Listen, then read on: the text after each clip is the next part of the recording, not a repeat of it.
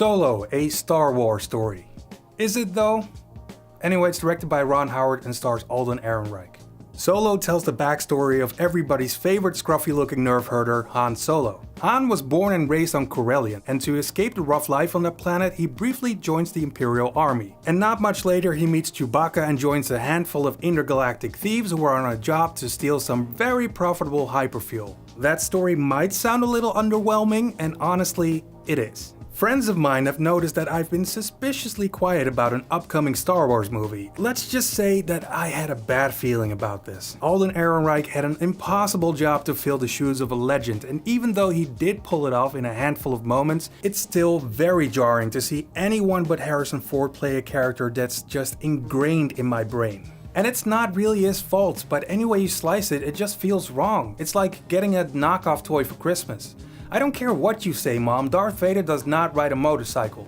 The original directors Phil Lord and Chris Miller were fired after almost shooting the entire movie, and Ron Howard was brought in by producer Kathleen Kennedy to reshoot about 70% of the film. And I really think that hurt the narrative, because apart from having zero personality, the movie feels very generic. It painfully tries to remind you that you're watching a Star Wars movie by shoehorning in elements and references from much better films. It all just feels very forced. No pun intended. At some point they show you a character from a previous movie and I literally went, oh come on.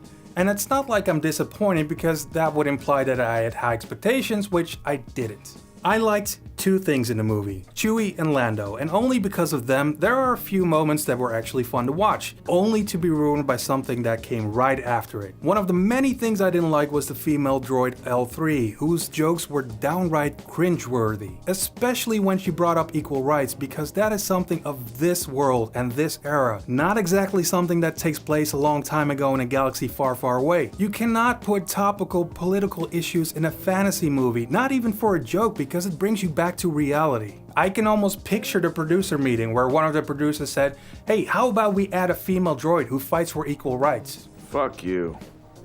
Fuck you. But the main problem I had with Solo is it's very predictable. You can anticipate beat by beat where the story is going and eventually what will happen to the main characters. To put it shortly, if you're insisting to show me how Han got his blaster or why he made the Kessel run in 12 parsecs, questions I really didn't need answered, the least you could do is put a little more effort into it.